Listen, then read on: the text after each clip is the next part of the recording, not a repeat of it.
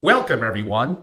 It's Angelo Robles, and welcome to my podcast today, What the Waltons, Gates taught Stephan Roche about power, legacy, and leadership. Right before we get to that, and I know we're starting just a pinch late, it's been a couple of weeks, so I returned everyone from the West Coast. It was a whirlwind travel to Nevada, Utah, and briefly Wyoming. And lots of new content. So many of you know last year I was extremely active on long form 2 or 3 hour interviews. And I love to do those. And you're going to kind of see one today making a run at an hour and a half or longer with Stephan. And that's going to be incredible. But I've been doing more and more shorts as solos. I've been hosting many more programs and events for my members. And if you go to angelorobles.com, you'll simply learn a lot about what I'm doing. And it's been a whirlwind year, especially for travel. So it's been a while since I've done one of these long form interviews and very much looking forward to it. Again, what the Waltons Gates taught Stephan Roche about power, leadership, and legacy. Obviously, that means my guest today must mean Stephan Roche, partner at Banyan Capital. In my opinion, there are probably less than 20 really true mega, quote unquote, single family offices of the world with honestly massive amounts of capital, complex structures, and often multi-generational strategic depth. Stephan, as I mentioned, now a partner at BanyanGlobal, previously held senior positions, executive roles at 2 of those most iconic and influential family offices. A CEO of Walton Enterprises, stewarding the legacy of the quote-unquote Walmart fortune, and COO of Cascade Asset Management, managing private capital for Bill Gates and the Gates Foundation. On that note, Stephan, it's so great to see you again. Welcome to the show. Nice to see you, and thank you so much for inviting me to join you. It's a pleasure. So, again, back from my West Coast travels, got to get back in the swing of my long-form interviews, and I just have so many thoughts and questions that I want to learn from your experiences, which are incredible. Why don't I start with, what do the world's wealthiest families, what do they really prioritize behind closed doors? Angela, that is a great question. And it's one of the things that I think about when I was in the roles working with the Gates and then the Waltons. And it would start with the fact that it's not about performance. It's not about tax efficiency, at least primarily. Most great families start with a sense of purpose.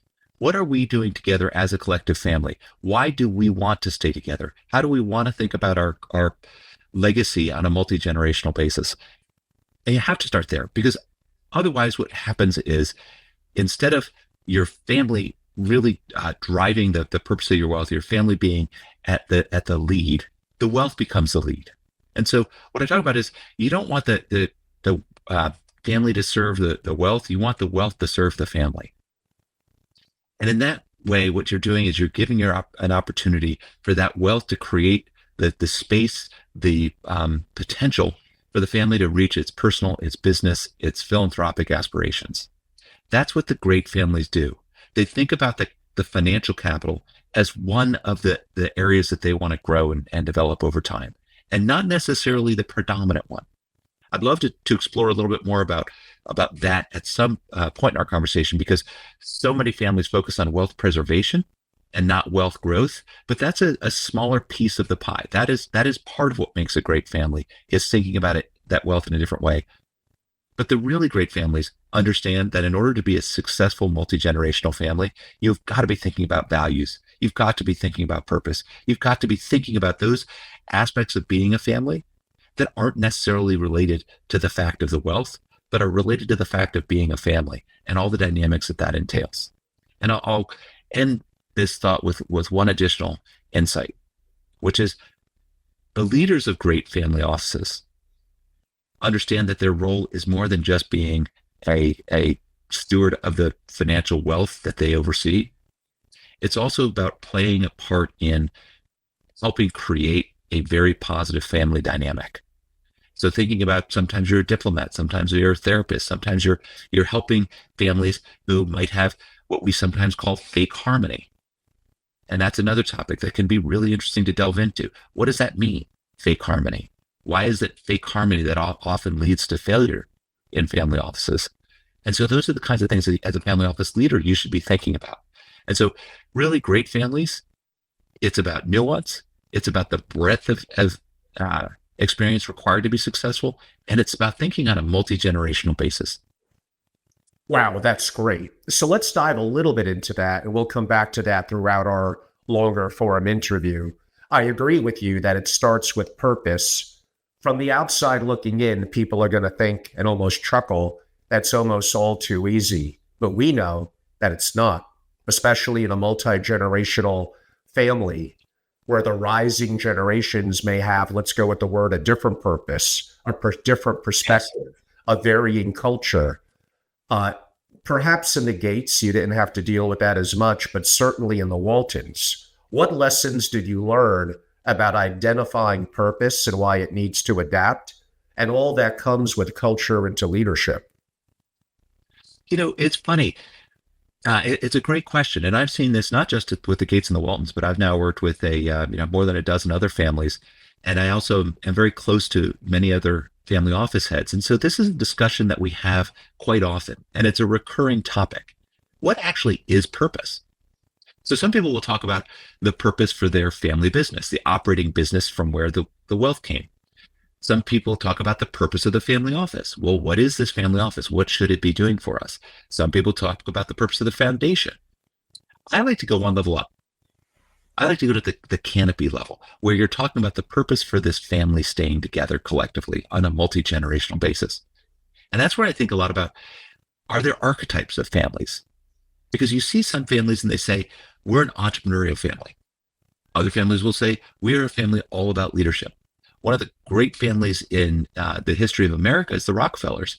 They had a very intensive, very intentional focus on leadership.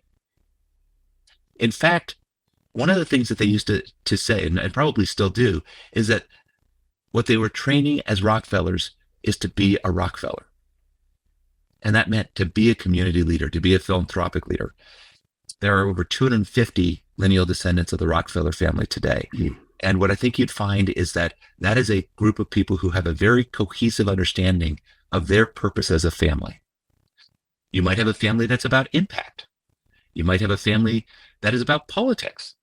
It's really interesting when you start thinking about those archetypes, when you start thinking about what is the purpose of the family, it comes down to what are our values and what's our vision. Our values as a family. And one of the things I tell you, Angelo, is so many people make the mistake of thinking that everyone in the family must have the same values. And of course, that's impossible. Every family, truly, it's really funny when I have seen families do the values exercise where they have a stack of values and usually it's cards or something like that. You have a stack of values and call it, 60 different types of values you could have as an individual. And you start with, all right, pick the top 10. Now pick the top 5. Now pick your top 3 values. Now compare your top 3 values to your spouse. That's a little dangerous. Now compare it to your other family members. And what can be staggering is how different those values are. So how do we think about collective values if our individual values are different? Well, that's an important distinction, because you can have collective values, but what you want to make sure is that those collective values that you have, that there's a connection back to your individual values, that there's a connection back to the individual purpose of the family members. And if you have that, if you have a really strong sense of the collective values of the family, what type of family you are, and what your own individual purpose and values are, that makes for an extraordinary multi-generational legacy. If you don't have that, I think it's worth stepping back and saying, without that, how should we think about the purpose of our family? How should we think about this, how this wealth can serve the family and our collective purpose and our individual purpose? And those are some hard questions to really tackle. What I found is the best families really know how to spend the time, effort, and energy to really understand all of that before they start thinking about the trust, there's estates, their tax efficient wealth distribution strategies, their asset allocation, their whether or not they should invest in their friend's business. Because if you do this at the front end, it's so powerful. And the last thing you need to do is you need to refresh that work on a regular basis. Is that every 5 years, 10 years? It really depends on the family, but I would say you just need to be thoughtful about the fact that this sense of purpose can evolve over time. And that's really where you get into how do younger generations and older generations, sometimes there's a little bit of conflict. How do you try to get them back into cohesion? I'm going to ask a question about that. I call it being adaptive shortly, but you said a couple of things that I think I want to, one, and I hate to be greedy, but audience, I often ask and do these interviews as if it really is just me and my guest, in this case, Stephan, because I want to learn, because I'm obsessed with single family offices, and Stephan has such a wonderful perspective and background. So if I'm a little greedy with my questions, you'll have to pardon me, but hopefully you'll all get value from it. When you mentioned the Rockefellers, I thought back to 200 years ago when the Rockefellers were not yet the Rockefellers that we know. That would soon come decades later. What I'm thinking about and thinking out loud is it takes one person to effectively change everything. And that applies in today's world as well. So leadership was so instilled that even 150 years after the initial creation of wealth, it still is foundational to the family. How would I define leadership? The capacity to inspire and the ability to serve. And I think there's not one perfect definition, a little bit like you said with purpose. It depends. How do you look into something like leadership? And then I'm going to throw a curveball part two.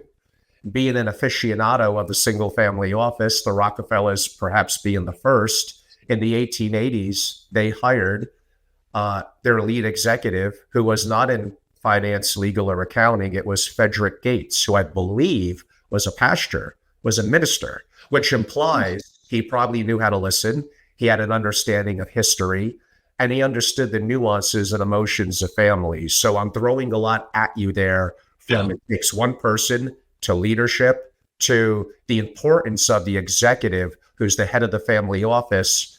And that helped to collectively impact the Rockefellers moving forward well over 150 years later. I think this concept of being a pastor is such an important concept that you're raising, in terms of it can apply to either family members or to the non-family leaders of their family office. But a pastor, first and foremost, knows how to listen.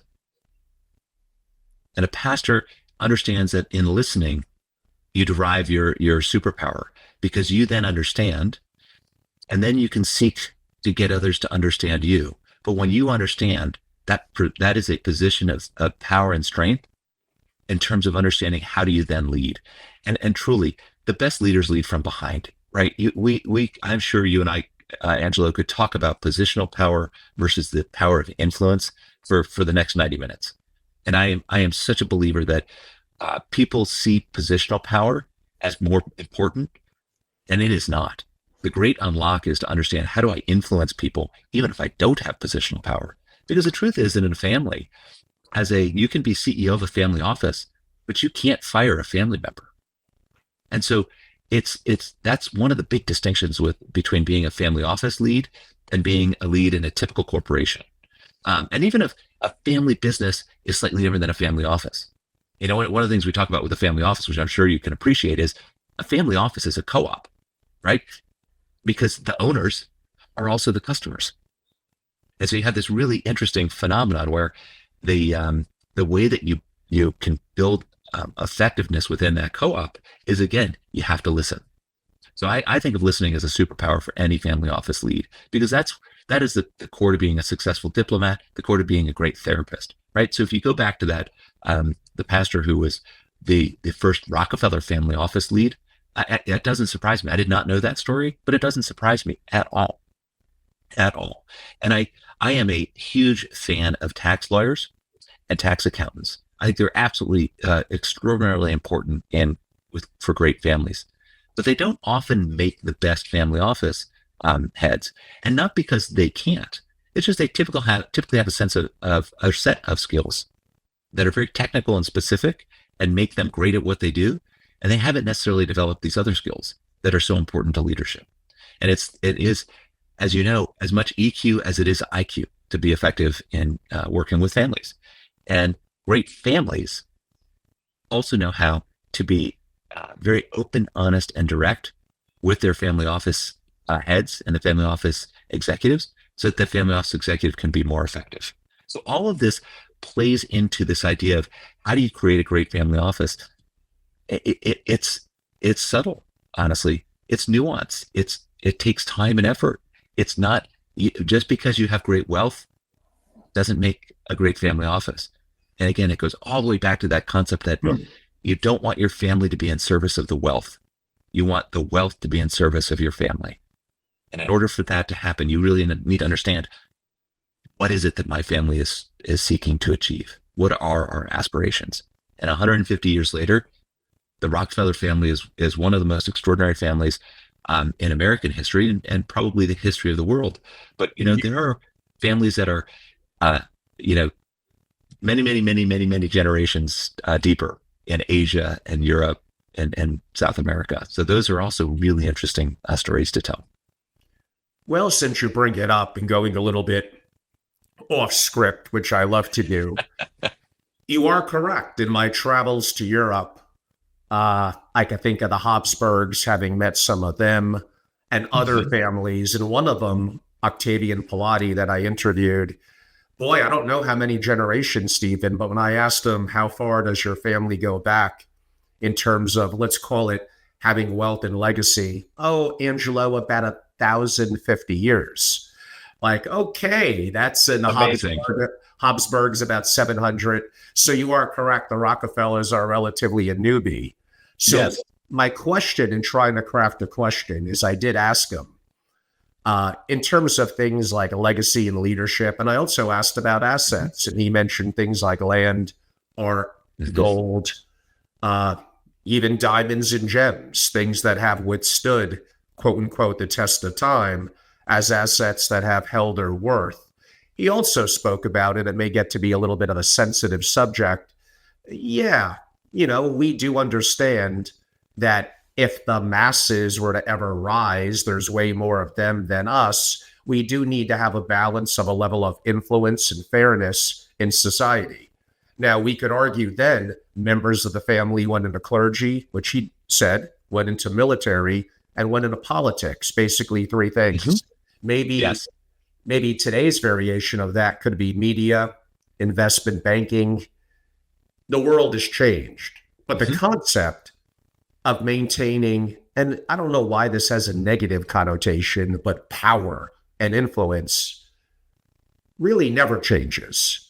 If you could talk a little bit from your perspective, not even the two that you worked for, which were very prominent, but like you said, the dozens that you've advised, the importance of looking at history, which I'm a advocate of, the importance of understanding how things adapt, yet the more they adapt, some principles about human biology, evolutionary psychology, and how we process information, make decisions, and our wants and needs, well, that's kind of baked into us. Mm-hmm. Well, I have two stories that I'd love to share, and they're very telling. And I imagine you have, many similar stories. There was a story of a family in Europe who I met, and they are on their 29th generation. 29, right? And I asked them, what are your priorities today? And the head of the family is a family member who also leads the family office. And I said, what are your priorities? And what was so fascinating is that his priorities were identical to the priorities that I was really focused on in my role working with Walton Enterprises at the time. Generational transitions, leadership development in the next generation?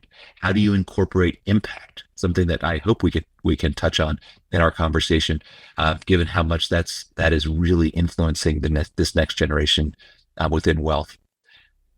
All the same issues, and yet they're 29 generations in.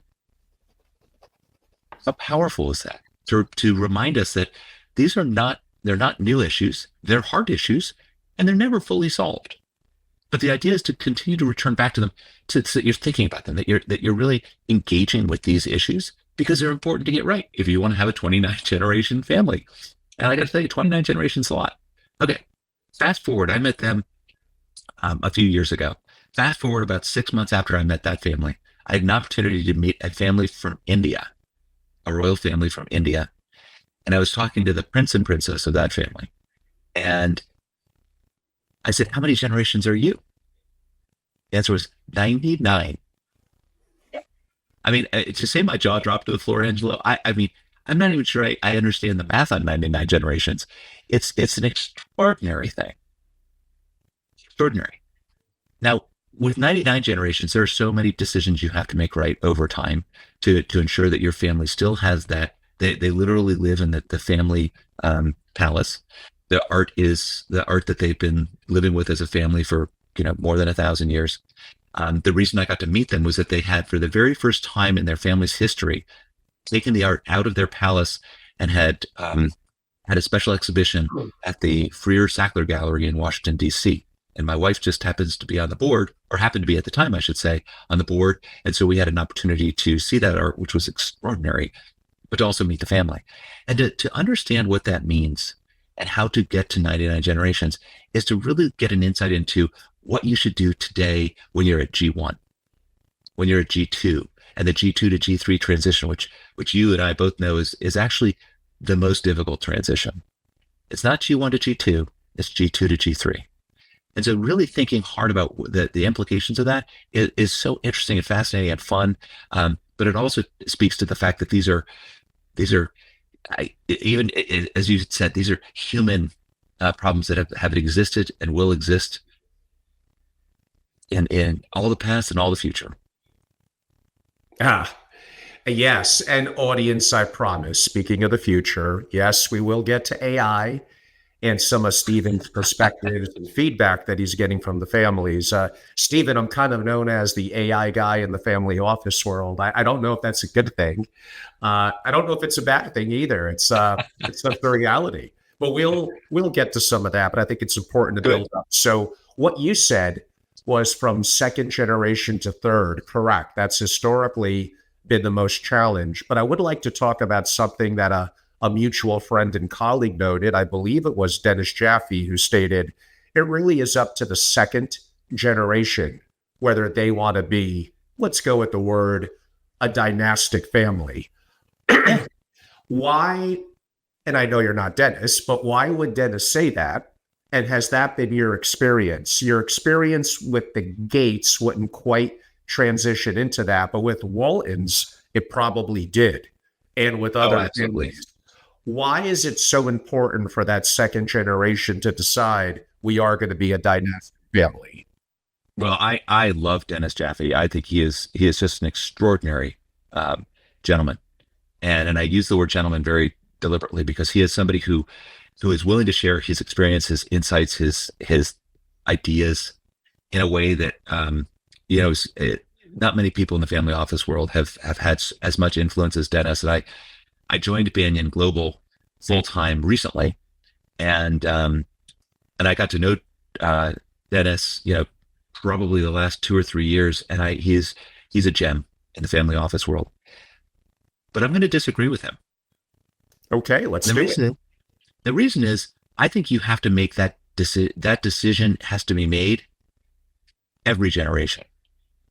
I think it's not even the hardest moment to make the decision at G2, but I think it's a decision that needs to be made at G1 and G2 and G3 and G4 and beyond. And it's a decision that you have to come back and revisit. And you want to be very thoughtful about it. Because again, when you're talking about, do we want to be a dynastic family? I think of that as being equivalent, do we want to be a wealthy family? It's not the right question. The right question is, What is the purpose for us as a family? Staying together as a collective. What value is there for the family, for our society? How do we collectively benefit from staying together? Or are we better separating? Because there are great families who have separated. And honestly, some of the best examples of families that are healthy, high functioning, great relationships are families who made a decision, and might have been G2, might have been G3, might have been G4, who said, we are better separate than we are together. And frankly, the best, you know this as well as I do, Angelo, the best, the great families in Europe who have been the most successful, getting to 29 generations, are actually ruthless in pairing the family tree. They are, primogeniture, this idea that the eldest male, which is the true primogeniture, but more and more it's the eldest child, gets all of the wealth. And then they get to determine how that wealth gets allocated to their family. But then it really stays in the family in that way. The 29 generation family that I mentioned, that's how they do it. Only one family member gets all of the wealth. And they then have that choice to how to allocate those resources to their family. And typically they don't allocate a lot because they want to preserve that wealth because of what they think they can achieve being a very tightly controlled family. So I would say, if you really want to be a successful dynastic family, really understand what it is about being a successful dynastic family, why that matters, or otherwise, I think have the choice to break free from that. What might feel even like a burden, an obligation to stay together, and that oftentimes can be more toxic and kind of a virus in a family. It's like we must stay together because we must stay together. No, you must stay together because of the things that we can do collectively as a family that we can't do independently, and that is something we choose to do. That's the most powerful thing you can do. And so it's that power of choice. Well, you said a lot of interesting things there. Warren Buffett has a comment. I believe it's something like, decision makers.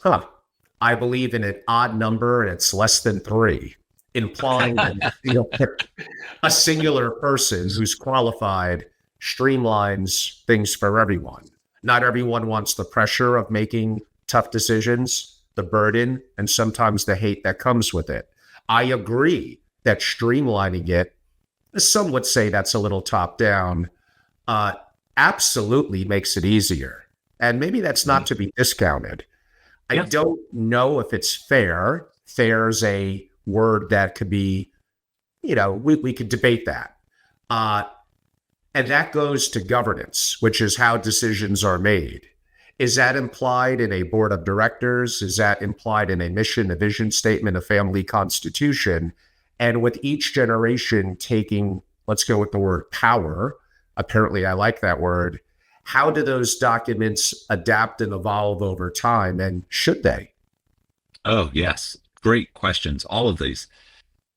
I worked with a client, and one of the early conversations we had with him, in this case, was, do you have an investment committee?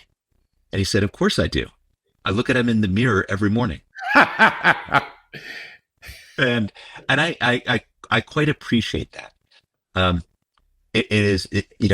G1s really do, if they're the wealth creators, they really have set the family up in a very successful way. I'm going to diverge for a moment. I probably shouldn't talk about other podcasts, but I am just for a moment, because there's another podcast called Acquired, and there's a story of Hermes or the story of Rolex, which are so powerful, because these are, today we think of Hermes and Rolex as being two of the greatest brands and really family stories. And Rolex even more powerful because the company is now owned by a foundation. It is not owned by a family. But in Hermes, it is still the Hermes family. What's so fascinating about these, Angelo, is in both cases, the early founders struggled so much. There was absolutely nothing about the creation of those two brands, those two extraordinary firms, that was obvious or destined. the early days of the G1 wealth creator. And so wealth creators, they work hard to create this wealth. They work hard to create this opportunity for the family. So as you think about that, and then you think about, okay, well, how do you, as a wealth creator, how do you create a family office? How do you start to think about purpose? That becomes very difficult. A family office is often a mirror of the founder's values. It's a mirror of their needs. It's a mirror of their perspective on the world. And that can be good and it can be bad. And so at Banyan, one of the things that we are most noted for is our understanding and depth of expertise in creating great governance and helping families understand ownership versus being a director on a board versus being a manager. We understand what decisions need to be in what place for a really effective family. And that a wealth creator, we talk about this. This is kind of an interesting framework we use. If you're a wealth creator, you're an owner, you're a director, as in a board of directors director, and your management, and you often are also running the family. And we like to think about those as the 5 rooms. But as a four rooms. As a wealth creator, you're just living in a loft. All those rooms are together. You sit at the center. You control all those decisions, and it is one room. But as you get to G2, G3, and beyond, you have to start to separate those rooms. Otherwise, that becomes, I would say, utterly messy, chaotic. You create, and those were really where families fail. So great governance starts to separate the decision rights for each type of family member. Are you just an owner? Are you involved in the board? If you're the owner, you're in the owner's room. There are certain decision rights that are held at the owner's room. If you're on the board, you're in the boardroom. Certain decision rights there. As a board member, you have oversight, supervision of the corporation. You're typically setting strategy. You're typically hiring and firing the CEO, but you're not getting into day-to-day operations. That's left for the management room. And some families have a lot of family members who are working in the business. Other families have none. And it's a decision that you need to make as a family. What are the decision rights you leave at the management room? What decisions do you allow the CEO to make? What are at the boardroom? What are in the shareholder or owner's room? And then we set aside over here the family room. This is more, how do we as a family want to be together as a family? And that's stuff where you put in, your family-owned properties, potentially your philanthropy, other decisions that you want to make that just, let's have a family reunion, let's go travel, let's get on the yacht. Those are in the family room. And so by being really deliberate and intentional about separating those rooms, separating the decisions, and holding your family accountable for those, that's going to be when you have the best governance, when you have the best, most effective oversight and control of the operating business, if you have one, of the family office, if that's actually more the focus of that governance. So I personally am a very big believer in having really strong, well-articulated governance. And as you know, that's governance at the end of the day is just another word for decision-making. I mean, exactly. I love, and I'll just one thing, I'm sorry, Angela, but just one thought on that Warren Buffett comment. I do love that. But the problem with that is that if you say, I prefer decisions to be made by, an odd number of people, less than 3. The problem with that is you actually can't do that when you get to bigger families, and families grow exponentially, and you have to be really thoughtful about that. It might work okay for the G1, but quite honestly, if a G1 never teaches their family members how to make decisions and they pass away, boy, have they left a mess. I'm going to give a little bit of pushback, but in a positive way. Of course, I believe in governance, a level of structure and systems, absolutely a family constitution, a mission and vision statement, although sometimes they could be a little fluffy. My question is going to center around when there gets to be too many, let's go with the word structure, systems, rules. Yes. It has advantages. It has disadvantages, in my opinion, making the family bureaucratic, slow, and the opposite of being anti-fragile, they become more fragile. How do you balance when it's overkill? And how do you have the family make that decision whether it's singular or, pardon the pun a little bit, in a committee or a group. Again, adding to the layers of complexity. When is enough enough? Wow. I mean, that is such a great question, because it really points to some of the greatest challenges. And so I'll give you an example. I worked with a client to create a conflict resolution policy, and I came in late to the process. And the conflict resolution policy, when I entered the process, was a Word document that was, gosh, it had to have been 30 pages.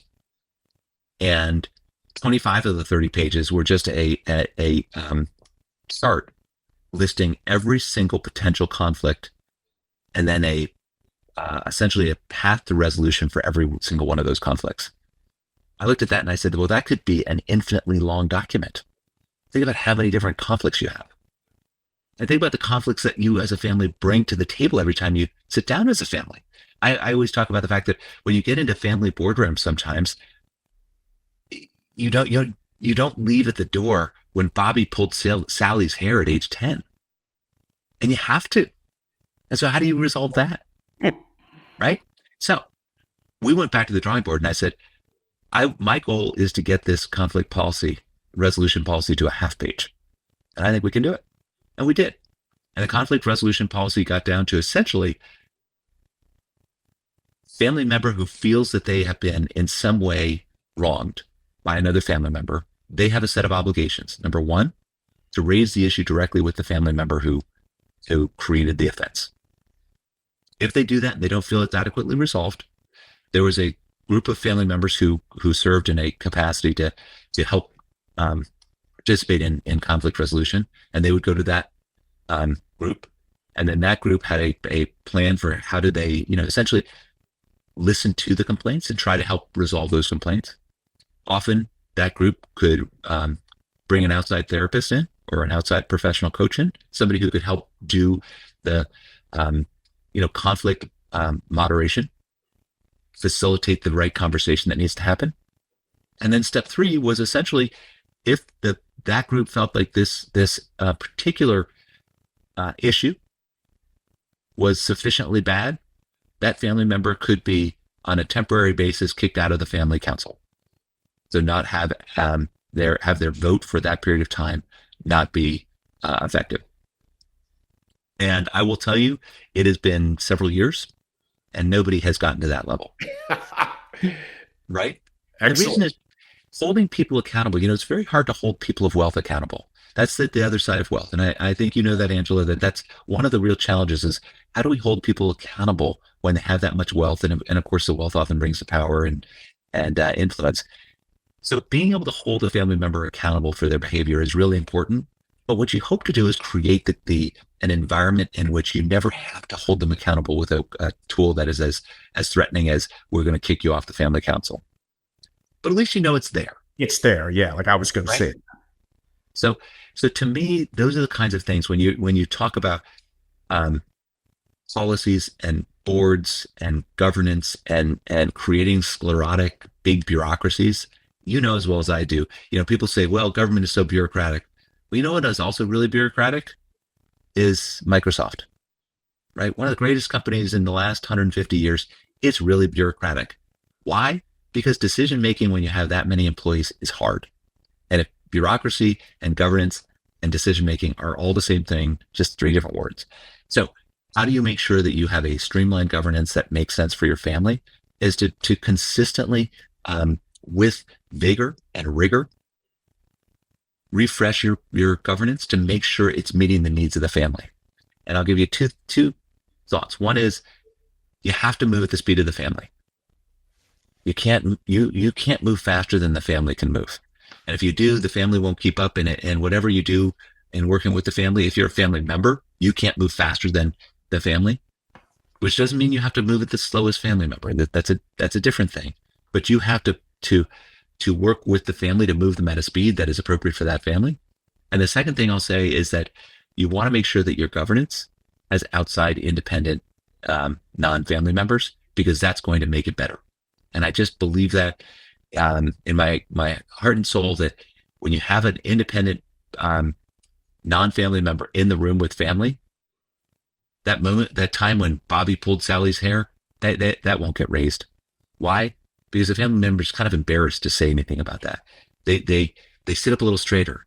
They want to show the independent director or whatever role they play that they are professional, that they're thoughtful, that they are good critical thinkers, and you just see a different bearing. You see a different dynamic when you have third parties in the room with families making decisions. Now, of course, that doesn't, you don't want outsiders on everything. There's some certain family decisions like, well, where should we go for the next family meeting? That should be the family. But when you're talking about running a foundation, an investment committee, the operating business, you definitely want to have third parties in there, independent voices, independent experience, independent opportunities to help the family see things in a different way. I don't disagree. I would say I agree, but I have to live up to my reputation of being a little frustrating and annoying to people I interview sometimes, Stephen. I've been too nice. I have been on record, so I guess I got to live up to it. No one cares about your money like you. Mm-hmm. Being bloodline means something. And being an outsider, just my coming up on 6 decades on Earth, I just know realities that most people really aren't great. They're probably not even good. They may be well-intentioned. They're just adequate. Yeah. And that includes people from successful families, those that advise. How do I know that someone's going to be aligned with our purpose and intent? And are they really going to care about things the way that I would as a bloodline? Therefore, if I start to outsource everything, I'm outsourcing investment management, I'm outsourcing taxes, I'm outsourcing, well, let's go with how I think. And then inevitably, the family becomes stale. They lack critical thinking. They lack the ability to have confrontation, which, I mean, maybe my Italian heritage or used to being confrontational. I don't know. I don't look at that as being a negative. I'm more concerned about outsiders who are trying to tell me, and admittingly, I'm a first gen, so I'm going to be a little bit more that type A entrepreneur, a little bit like the Buffett example I gave you before. How do you deal with someone like me that's maybe add a couple of more zeros to me? And am I necessarily wrong in terms of you can't be outsourcing and having outsiders into everything? You're rich because your family is rich in legacy and history, as well as monetary purpose. And maybe in there, in that story and that legacy are the answers. You don't need outsiders for everything. You know, it is an interesting question. And it's one thing I'd say is, as I have worked with a family where the outsiders actually probably are directly responsible for them having to sell their family business, and ultimately really crushing their legacy because the outsiders essentially took over. And I'll tell you see that in family foundations. There are very, very few family foundations who have made who have gotten past G3 in terms of the family leadership of the foundation. And it's remarkable to me how few. Now, I have some thoughts about that. I think part of that is just the diverging interests of families over time when it comes to private philanthropy, the exponential growth of families. And so fewer and fewer family members are really interested in that part of their family. But set all that aside, you're absolutely right that outsiders can in fact be a negative in a family system. I will also tell you, and I am very certain of this, Angela, that there are outsiders who have helped you be as successful as you've been. That there are third parties who have contributed to your success in ways that not that you couldn't have done it on your own, but that it isn't even imaginable that you could, because they've been so integrally involved with that. And so it's an understanding that the power of that third party perspective in the right time, in the right way, through the right mechanism that allow the family to continue to control its legacy, but to get the benefit of all that the value of outside perspective, of outside wisdom that will make them even more effective. And honestly, it all comes down to knowing the family purpose. If the family knows their purpose, outsiders are there to be a benefit, not a constraint. If the family doesn't, and the family thinks we're just here about wealth preservation, and otherwise I'm going to go do my thing, you really do lose the ability to leverage the capacity of those outsiders to give you boost, to give you to raise you up as a family. So yes, it can be a blessing, it can be a curse to have great outsiders, but at the end of the day, you should also preserve majority vote for family. So there's that. Worse. Let me ask a couple of maybe more single family office operational type questions. Most family offices are, I believe, stuck in kind of a reactive loop, meaning you have to understand what's the opposite of reactive. I guess you could say being proactive. If you're only reacting, I don't see that as being excellence. I get it. Things come up. There's goals of the family that you need to do. Not everything is exciting. But if you're not proactively thinking for yourself, thinking of more than just wealth preservation, because inevitably that does fail. Just give it a long enough time horizon. Absolutely. So how does a family office, especially a C-level or really more of a leader, help to get away from being stuck in a reactive loop and break out of that? Yeah. It's when a family office becomes defensive in a sense. It's when it's about wealth preservation, not wealth growth. When it's about compliance, it's about just saying yes. It really, you have to be proactive, and each generation has to revisit this and has to recommit to being proactive. And again, this family that I was suggesting that the outsiders really destroyed their family legacy. They preserved the wealth, but they destroyed the legacy. It's tragic because you can't go back and fix that. And it's very difficult to rebuild that. And so it takes, and every family needs to be consistently rigorous around this, again, this sense of purpose. I know we keep coming back to it, Angelo, and I hope it doesn't get too much of a broken record. Good. Yeah. I mean, assuming your audience knows what a record is and what a broken record is. But yeah, it's really important to be thoughtful about what it is we are consistently trying to achieve as a family. And again, we talk about the collective family a lot, and that's appropriate when you're talking about family offices and great families. But you also have to talk about the individual family members. And so to break free of that reactive loop, to break free of that, maybe even some of the values of the founder, maybe it's the control of the founder that you've got to break free from. It really requires you to design for evolution, to have a proactive strategy. Think about governance refresh cycles. Like, that's something we talk about a lot at Banyan. At Banyan, we think, you know what? If you're not going and thinking about that governance on a pretty regular basis, not every year, you don't want to then it becomes tedious, but you want to be thoughtful about it every 5 years, every 7 years, reflecting on, does this governance still work for us? Is it still achieving what we want to achieve? When we look at our family business, our operating business, is it achieving the goals that we have set out for it? At Banyan, we talk about there are three types of owner strategy. You could think about your operating business about control, growth, and liquidity. And those are all pretty obvious, but they're also trade-offs. You can only have 2 of 3. You can't have all 3. And so making sure you as a family are reflecting on that. As that change, should it change? If it does change, how do we evolve our governance to reflect that? When you think about your family office, how are we doing as a family office? You mentioned, I have a family member, we'll say, who is a member of a family that is basically 250 years of American history in his bloodline. And he is a director's descendant of 2 different families that were signers of the Declaration of Independence, several who were signers of the Constitution, and which is a pretty extraordinary thing. But, and at one point, I believe he comes from a family that was the wealthiest family in America, but he did not inherit meaningful money at all. And so he and I have talked about writing a book called When the Money Runs Out. Right? I mean, Angela, think about how interesting that book would be. How many families there are who have gotten to that point when the money ran out. And it does happen. All families.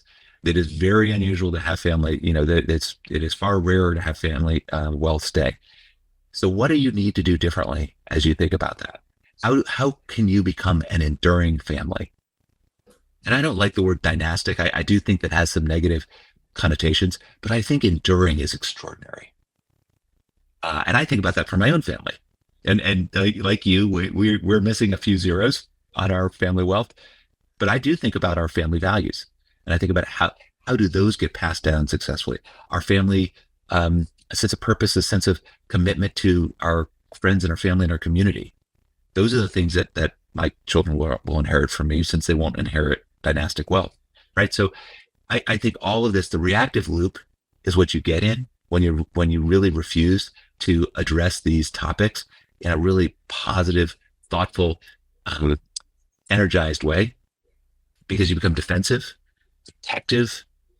You think about compliance. You think about what if the wealth does run out? Let's make sure we don't. Let's preserve cash. It's like, no, you've got to take risks. You've got to really believe in yourself as a family. Believe in the potential for the wealth to serve the family. Does that make sense? Yes, of course. In a long enough time horizon, being static or reactive, effectively everything is going to go to zero. It's going to negate. It may take hundreds of years, although likely a lot less. You always need to be recreating. What you could control is your legacy, the actions that you take. Yes. What enters your head, what you think. And again, the actions that you take from that. It's important to recreate from an entrepreneurial perspective. We could save a little more of that discussion for a different time. Thinking a little bit from the role of a family office executive, I need to understand who I am. I need to understand a purpose that I have that relates into culture, leadership, behaviors, and the actions that I take. But I'm not acting in isolation. I have a team. Oh, and by the way, I have a boss, the family. And it might even be even an inconsequential member of the family, theoretically could still be enough to get me ousted. So how do I understand and integrate, if I'm understanding who I am first, my purpose, my culture, my leadership, my behaviors and actions, but that needs to be reflective of, do I know what my employer, the family, how do they think? How do they process information? How does our culture intertwine, knowing that I have to serve them and I'm getting properly compensated as such? Maybe this goes back a little bit to our earlier discussion, but I think it's important to align. And why I'm saying this, I'm going to be very honest with the audience. And I know some of the executives get mad when I say this. The reality, by the law of mathematics, most family offices are average. On a scale of 10, most are going to be a 5. Why would I want to have a family office if it's not going to strive to be great? I'm not saying it's going to be that in a day, a month, or a year, but I want excellence. I want it to be incredible. And what I just described about who am I, about purpose, about leadership, or culture into leadership and how they intertwine, and then the actions that I take, how do I weave that into the culture of the family office and understand that we're similar but different than the actual family, and how do I work within that ecosystem, which could be an eggshell sometimes? So I'm going to tell you the thing that if your audience only takes away one thing from this conversation, the one thing that I want them to hear from me is that the biggest failing that a family makes with their family office, the biggest failing, is they see their family office as a cost center and not as a source of strategic value for their family. Exactly. I mean, I love it. I'm obsessed with SMO. I make money by families joining and being a part of it. Yes. I mean, I've done debates, Stephen, where the single family office of excellence is the ultimate in privacy control and customization. And I have people tell me, well, no, it's not quite as professional. You need outsiders. You need outsiders to do an investment policy statement. And I call poppycock to that. If the family office has the right resources and is striving to be excellent internally, it is the ultimate the ultimate, for lack of a better word, the super rich or those with a legacy. That being said, I have to also face reality, and your experiences, most are not excellent. Therefore, if that is a mandate that you think about, how would you recommend, if you were talking even as a friend over coffee to someone who now has a position of leadership in a family office, what advice would you give them? It's funny. I actually get that question a lot, Angela. You might not be surprised. Um, my smartass answer is, oh my gosh, run away. But the reality is it can be an extraordinarily rewarding role, but it is really, really hard. And the first place you need to start is that you need to ensure that your values as an individual, as a human, are consistent with the collective family values of the family that you're working with. Because if they're out of alignment, that lack of alignment, it'll be like a little sand in the gears in the beginning, but over time it becomes a sand dune in the gears. Like you just can't avoid the fact that long term doesn't work, and it's okay. So the first thing I always tell people is be thoughtful about that. The next thing I tell people who want this role is that make sure that you have your diplomacy and therapist hats on much of the time. And again, not because you are a therapist, because you're not. That's offensive to families, frankly. But the truth is, a lot of times you're dealing with family dynamics that can be challenging to navigate. The next thing I'd say is it goes back to our conversation about being a pastor. Being a pastor is about listening. It's just if you can't be a super effective listener, you're never going to be successful. The next thing is understand, and I say this in a kind way, but when you work for a family, you are the help. You are, and it's not a bad thing. You are helping facilitate great families doing things that are extraordinary because of the resources that they have available. And again, with the idea that if the wealth is in service of the family and you are helping to steward that wealth and steward the purpose of the family on their behalf, what an extraordinary position you're in. Extraordinary. But when things go bad, they could go really bad. I do want to circle back, if I can, Angela, to just this concept of the average family office. I sit on the advisory board for the Chicago booth, the business school at University of Chicago, on the advisory committee for a new family office initiative that they are leading. Mm-hmm. And the idea is to create a pipeline of talent for the family office world. And the reason I'm on this advisory committee, and there are about 8 of us on this, is because I believe deeply that there is a dearth of great talent in family offices. The reason I think there's a lack of talent is because I think too many families see it as a cost center. And so they're not willing to develop the talent they need. They're not willing to invest in the talent that will really make these family offices great. And I do believe a great family office is a superpower for a family. It is a tool for really ensuring that these families have multi-generational success, that they thrive on a multi-generational basis. That's what a great family office can be. I also will tell you that I tell a lot of families don't have a family office. I say, interesting, right? I say, you don't want to have a Stephen. I'm a pain in the ass. I mean, I just am. And the reason is because I'm an individual. I'm not a family member. I am going to bring my own values to the table. I'm going to bring my own talent and capabilities. Now, well managed, I can be an extraordinary resource, but it's hard. It takes time and effort. And a family office, if a family office, I talk about it as the yacht effect. If your family office is just something to show off, like when you're golfing with your buddies to say, hey, I got a call from my family office president, like, don't do it. If you really see your family office as a strategic asset for your family to create extraordinary outcomes for your family, then go all in. But just understand it is a commitment. It's a really big commitment. How do you find the best talent? It's hard. How do you develop that talent over time? It's hard. How do you make sure that family office is successful? That's even harder. How do you measure the success of a family office? Oh, geez, Angela, you and I could probably have a 3-hour conversation on that single topic alone. Because it's not just investment performance. For the audience that is not as familiar, outside of investment performance, really practically everything else is somewhat qualitative. I'm even going to state to some degree, taxes and estate planning, because until that's challenged, or until the death decades later of a family member, you almost really don't know. There's a level of art and science to that as well.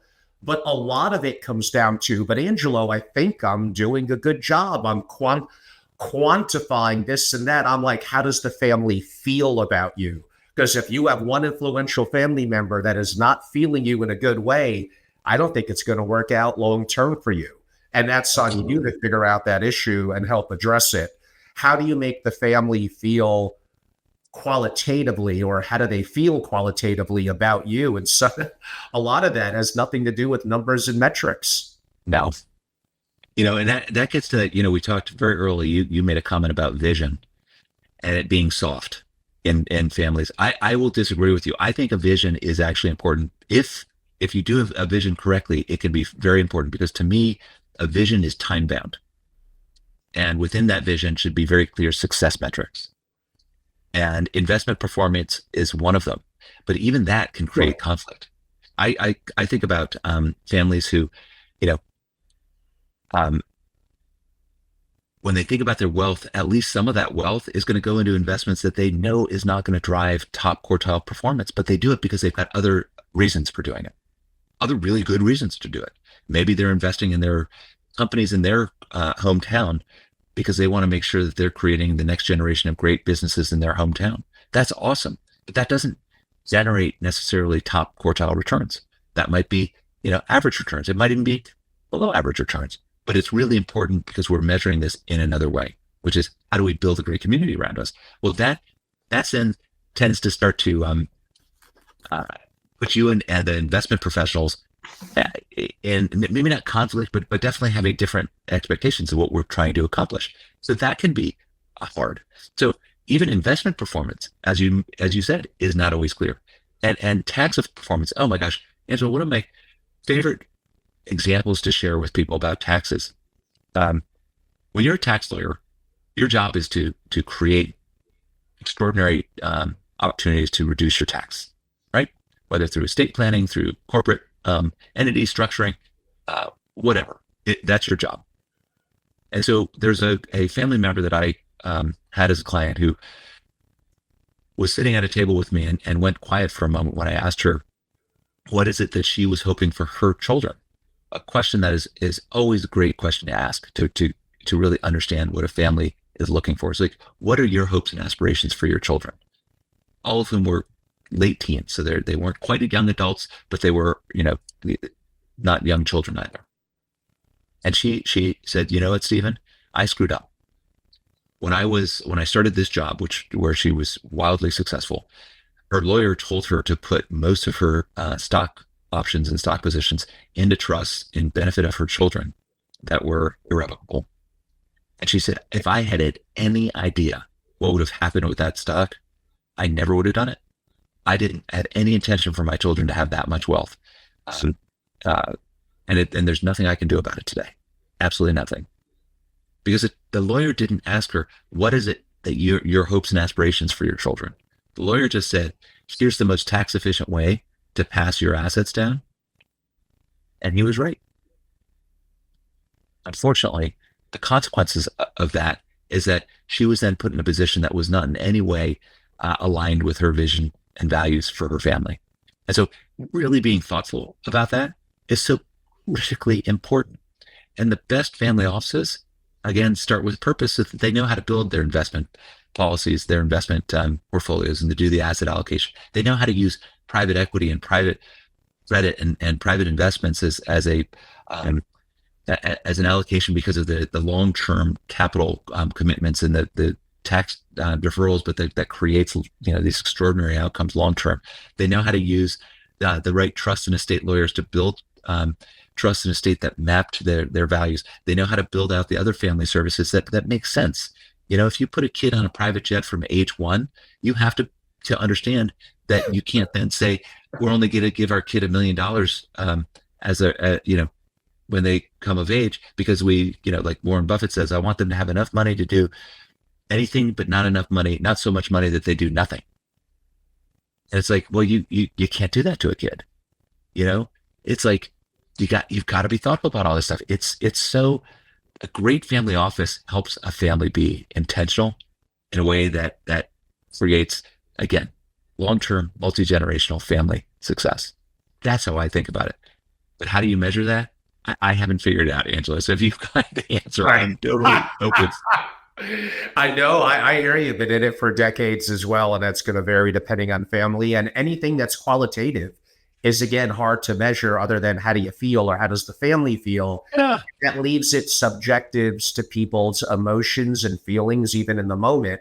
And that's potentially a risk of someone who's a little bit more right-brained and a little bit more logic thinking, Yes. as opposed to the reality of emotions. A couple of things pop to mind given your experiences at two iconic family offices. Well, one is a comment. The best family offices, of course, you'll feel this way, Stephen, because they hired you. The best family offices often do one thing brilliantly.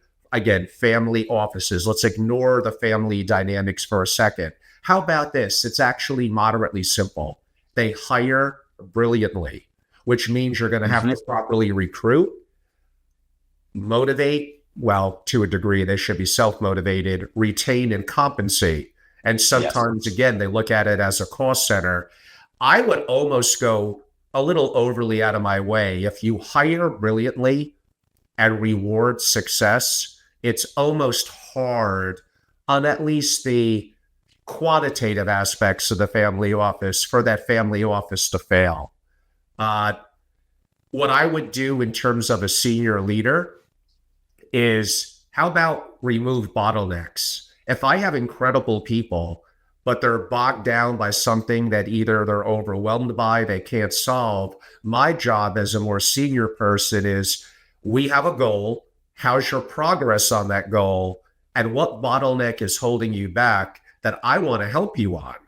Do you look at, and I know I'm talking Peter Drucker, Jim Collins 101 here, yet shockingly, I've been doing this for decades. Almost every family office falls trap to the challenges of not quite understanding the goals and tracking the progress on those goals without being overbearing, although sometimes I do think you need daily check-ins. We could save that a little bit for later. But how about I have incredible people and I remove their bottlenecks? Do we have to make it harder? Like, that's actually an important thing you could do. Well, it's funny. I do love that definition of great leadership is I am there when I'm needed. I always often talk about I've been CEO in several different organizations, and I say my goal is to make as few decisions as humanly possible. I like it. Right. And the reason is because if you've got a great team, they're making the decisions, they're getting stuff done. They know what the point on the horizon is that we're all trying to achieve collectively. But in order to know the point on the horizon, you've got to work on what is the point on the horizon. You've got to define it. You've got to measure it. That's where I think vision is so important. Even when we think about Banyan, and it's funny, I'm now a partner at Banyan and I'm the newest partner.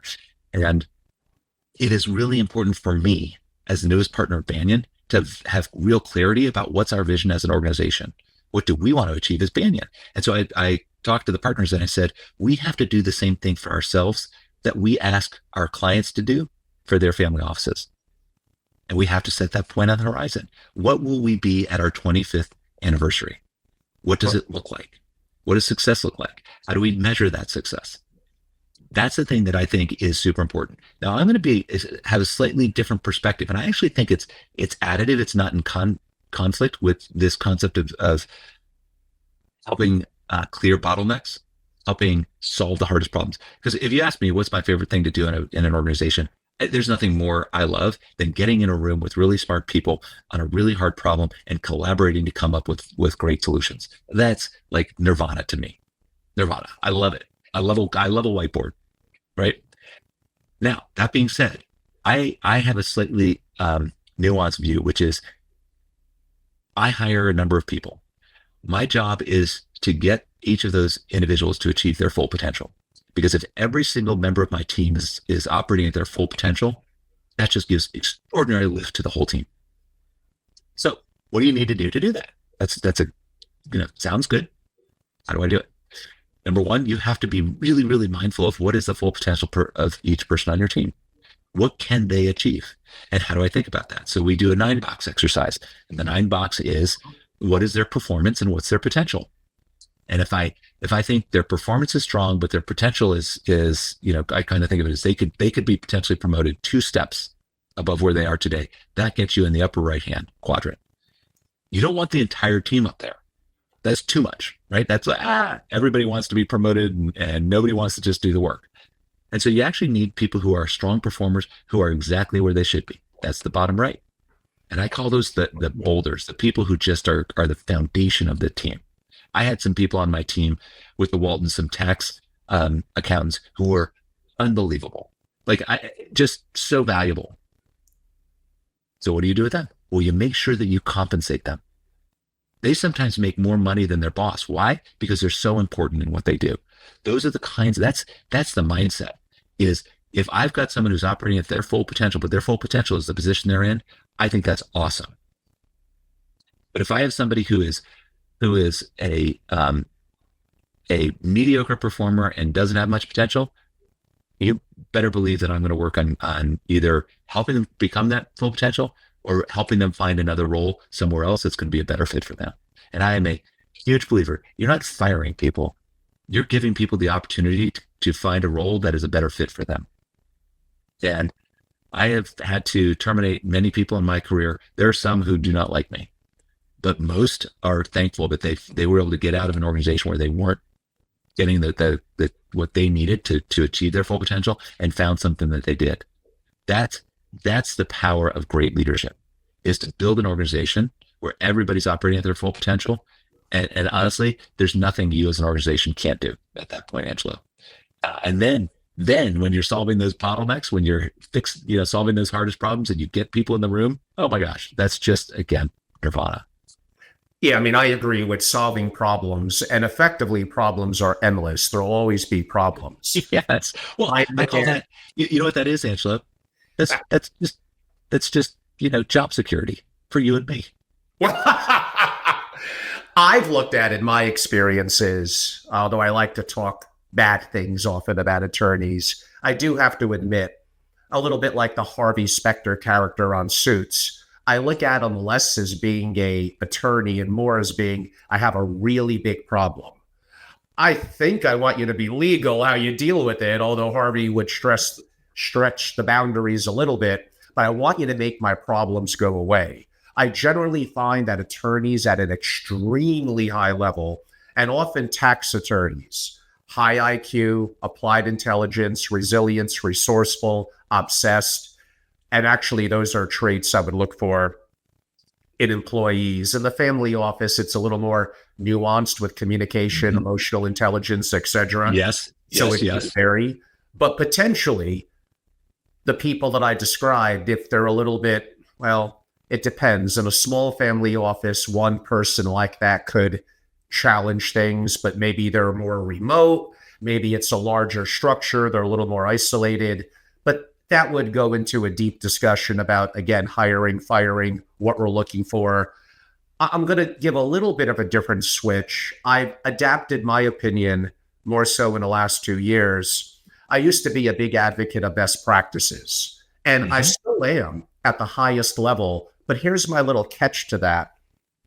If I'm a typical family office that's not active with people like you and even me and others, I may not know what I don't know. Oh, so best practices, I'm going to compare to other family offices. One, what are the goals of that family and family office relative to your family and family office? Geography, size, generations of the family. And rather bluntly, going back to what I said earlier, what makes you think the comparison that you're doing, that you're probably in an echo chamber on and don't want to hear other perspectives, but just looking to reinforce your own thinking, what makes you think that they're already good, let alone great?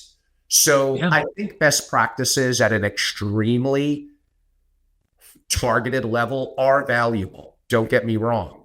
But I've come to become, pardon the bad English, more of a believer in first principles. I want to break down everything like, God, it's almost a bad name to bring up these days. I don't know why, but like Elon Musk on SpaceX and building rockets. I don't want to copy what the government did. I want to understand why a rocket would cost me 55 million. Let me break it down to its components. Oh, it's like really 5 million. I look at family offices more so in the last 2 years as I've evolved and sold Family Office Association and I consult. Best practices have some value. First principles always have incredible value. You are at very high levels in Walton and Gates. What is your perspective on what I just said? I think you're absolutely right. I mean, it has to go back to first principles. And one of the first principles is a very clear purpose. And I think a very well articulated vision, because that becomes the North Star that everybody points to. And what is a North Star? A North Star is just something against which you can measure the decisions you make. It's, I like to think about, I actually learned quite a bit when I was at Bain & Company early in my career. And we had a set of operating principles. There were 10 operating principles. And we all knew them. One of which was frankly, well, I'll tell you the one that we should all be thinking of is presumed trust. That was one of our operating principles. And we would hold each other accountable to those operating principles. We would think about issues in with that operating principle mindset, which is, I've got to presume trust. And presuming trust means that you just assume that people are acting out of a place of integrity and trustworthiness. Now, are they always doing that? They're not. But you know what?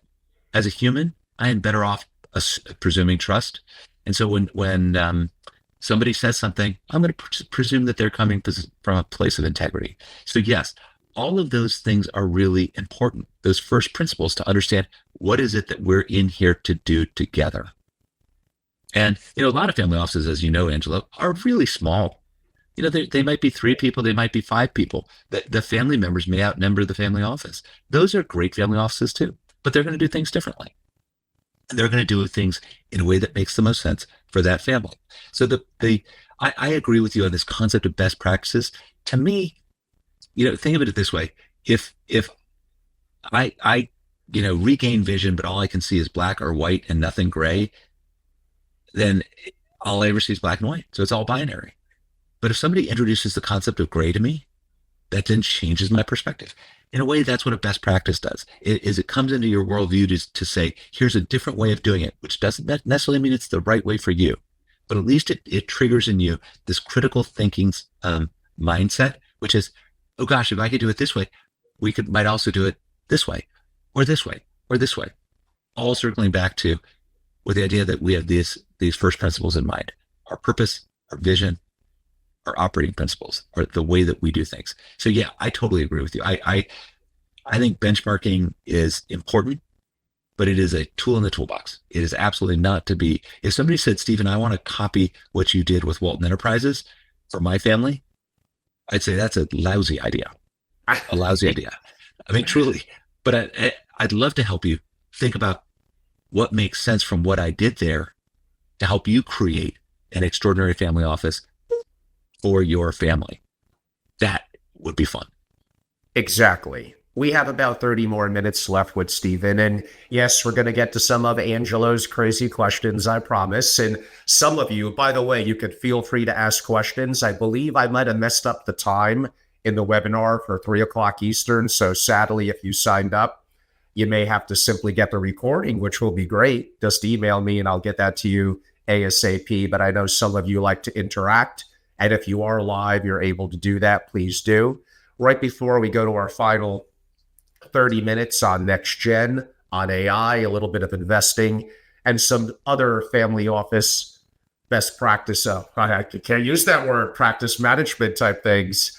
Just a little bit of a note. Again, everyone, I've been away for a couple of weeks, traveling in the West Coast, meeting with incredible families, learning so much, and extremely active with my private membership community, which now is heading into year 2. We're marching towards 100 incredible families and single family offices, and really focused on unique proprietary content.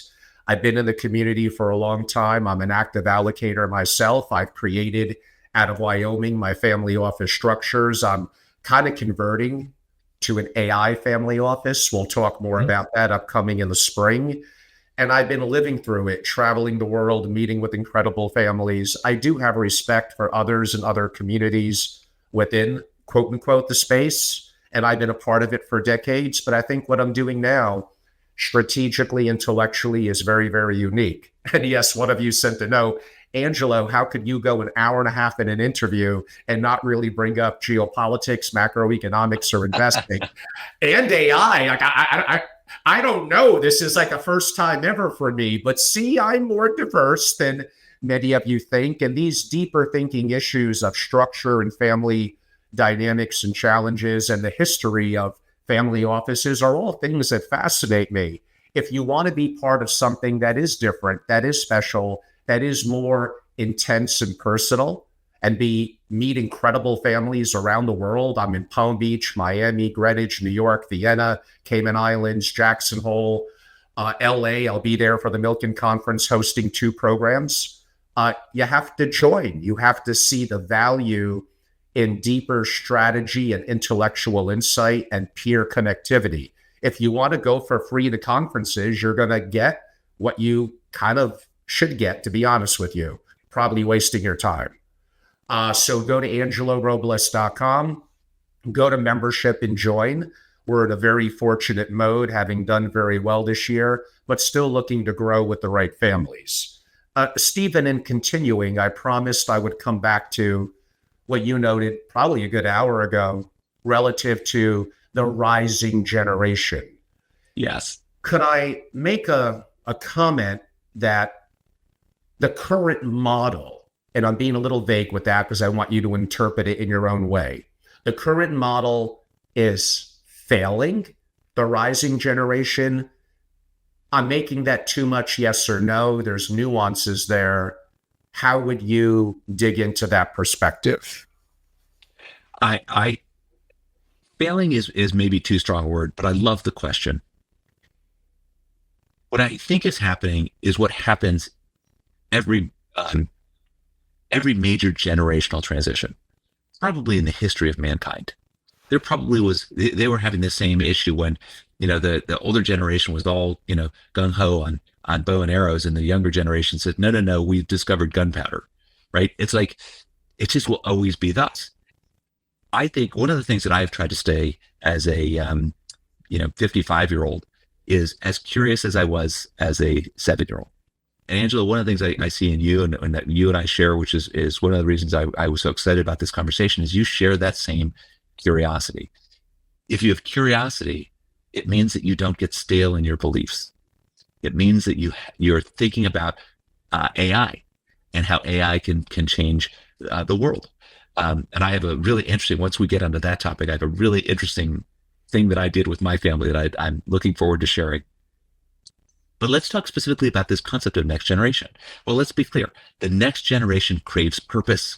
They crave transparency. They crave agency for themselves, right? And of course they do. We are in an environment now where we have said to generations of Americans, you can do anything you set your mind to. That is not a thing that you would have heard in the 19th century, right? I mean, let's be clear. It's like you can do anything so long as you stay in this particular job in this particular location and you never spend a minute of your life beyond 10 miles from where you were born. That's not the today. And so if the family office is a black box, if it is opaque, it's centralized, it's high control, it's slow moving, you're not going to adapt to that next generation. And what are they going to do? They're going to run away. They're going to say, I need more freedom, flexibility, and agency. Let's figure out, how do we make sure that the family office is thoughtful in working with the family, right? At the end of the day, the family office is the families. Working with the families to say, how do we ensure that this family office is meeting the needs of your generation and the next generation? And one of the things that's so important is for the older generation to step back to allow the younger generation to step up. And I can't tell you how many families I've seen where the older generation, they might have gotten kind of control and governance in their 20s and 30s, but it refused to give it up until their 70s and 80s. And you know what I call that? The Prince Charles problem. And think about how, think about how destructive that is. I'm gonna have to steal that one from you. Thank you. Please do. I mean, it's a it's one of those things where if you really want that your platform, your family office to be there for the next generation, think about being open. Again, you have to think about that purpose because they crave that purpose. You've got to make sure that the governance model gives them opportunity. I think about next generation a lot because I just think like I said, that 29 generation family in Europe, their number one top concern was next generation development. And so I think about developing the next generation in three phases. You give them exposure, then experience, then empowerment. Exposure, experience, empowerment. Too many families leap from nothing about what's going on to suddenly you now have a very significant role and you're empowered to make decisions. Well, that doesn't make sense, right? I mean, that's like throwing a kid in a stick shift car who's only driven electric and said, go, good luck. Like, that ain't gonna happen. So what do? You give them exposure. When should the exposure start? As young as possible. How do you use a family meeting? A family meeting is a place to learn and practice decision making, right? That exposure is so important. Board observer roles are so important. Go observe the board. Don't say a word. Your job is literally to observe. Then you start giving them some experience. Maybe you work in the company, the operating business. Maybe you work in the foundation. Maybe you go work for another family's family office, which can be so powerful, right? Because then, think about best practice. I work for another family's family office, and then I bring that back to my family. Wow. Yeah, how cool is that, right? I think more families should be doing that. What do they call that in business? I can't remember. There were some times early in my career where businesses used to do that. They used to essentially have the opportunity to go work. Well, Bain did that. You could go work for some of your clients for a period of time just to get that experience. Unbelievable, mind blowing, changes your worldview. Other people do things differently. What? Right? So that's experience, and then of course empowerment. And when do you give them empowerment? That is the that was one of the great questions of all time. Some of the greatest leaders in the history of corporations, in the history of civilizations, have been gotten that leadership role at age 25 and been extraordinary. Others, you have the Prince Charles problem, and you don't get it until you're in your 60s or 70s. I don't know that there's a perfect answer to empowerment. I think it's probably a lot to do with the individual themselves, but a lot of it is to do with how do you give them empowerment that grows over time and not instantly gives them everything. And I know two different families very, very well, because I sit on the board of two family businesses, which is one of the most extraordinary privileges, to be able to sit as an independent board member. And one of the businesses, the board I sit on, the patriarch of the family is 94 years old. He joined the family business at age 17. At age 25, his father, who founded the business, came into the office of the family business, took his keys, put them on the desk, and said, "The business is yours." Think about that. At age 25, the business is yours. At age 94, on January 1 of this year, he stepped down from being the board chair. Yeah. Think about that. It's extraordinary. And yet, in his particular case, he was great. He did the same thing for his children, as he gave them the opportunity to be in significant leadership positions at a relatively young age. But I know another family, almost identical story, and the next generation has the scion of the family, the G2, has kept total control, has given his children none of it. And it's like, well, didn't you get some of that control? Actually, you got all the control in your 20s. In his case, he was a little bit older, but I think he was 28 or 29. You got that control, but why don't you give it to your children? Like, there's this, it's almost hypocrisy. I hate to say it that way, but it is. And so I think there's so many amazing stories where young people took that ownership, and because of the confidence that parents had in them, they built extraordinary things. And so I think sooner is better. And I think empowering people so that they grow in that empowerment. Maybe you have a junior board, for a foundation, a junior board for a family office. Maybe you have a committee that they can sit on for the family board operating business. How do you give them those opportunities to learn how to make decisions? How do you give them the opportunity, Angelo, to fail so that they can learn from those failures? And everybody wants their kid to never fail. Like I think that's a little bit of the problem of our generation of parenting is we never wanted our kid to skin their knee. It's like, no, they got to skin their knee. They got to, get the cut underneath their chin, go get stitches at the hospital. I've got mine. Every kid had it back then.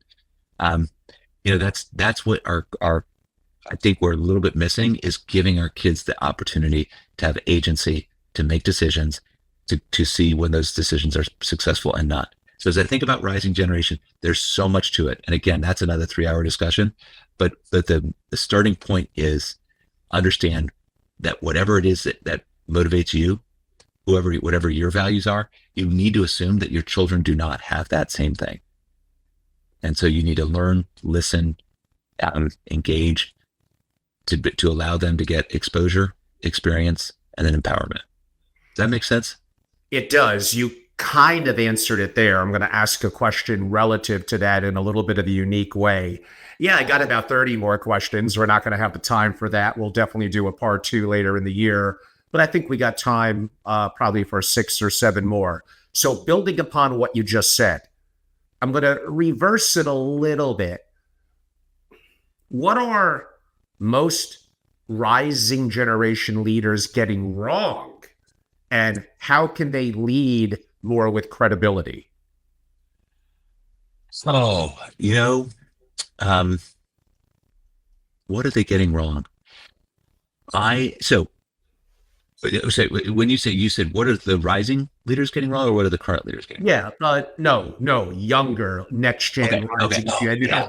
That could be misleading. Like you said, I could be 70 years old and be a rising generation in the family, but I think I'm implying people that are probably 30, 35 and under. What are they getting wrong? Oh boy. I think they, not understanding how difficult it is to steward wealth. And in a sense that I actually tell people, great families don't steward their wealth. Great families steward their purpose. Love it. Right? Stewarding wealth almost feels like passive and honestly, it's not that exciting and interesting. Like you can steward wealth by putting all of your wealth in an S&P 500 ETF and just go sailing. And sometimes great families should do that. Like, that's okay. Probably after 20, 30 years, you'll probably beat most active managers, but that's a different story. Yes. So exactly. So I would say a few things. One is, like any 25, 35-year-old person, they think their parents know nothing. And, I will tell you, I had parents. We all had parents. I am more, conscious of how smart my parents were now than I was back then. Right? I thought I knew everything. And, you're there. What is it that Mark Twain says? There's, nothing like a 21-year-old who's, they think they're the smartest person in the world. Like I wish I were 21 when I knew everything. There's something to that. Like there's something to that confidence and the cockiness and the arrogance of a 21-year-old who thinks they know everything. But what I would tell rising leaders is the same thing I'm telling family office leaders, the same thing I'm telling the G1s, that it's the same thing as a pastor that I think is so critically important is listen, right? Listen, learn, engage. I think they are probably underestimating, honestly, just how in what a moment of transformation we're about to hit. And I think we're going to get to that. I know you instinctively get that. I don't know that everybody does, Angelo. Oh, dude, no. 95% of family offices either don't get it or don't want to get it. They have their head in the sand. Yes. So that's a rising gen issue. I think having trust and faith in the older generation. We talk sometimes at Banyan about, again, in the context of governance, because we're really focused on governance, leadership, ownership. The Wisdom Council Have you ever heard this concept of a wisdom council? No.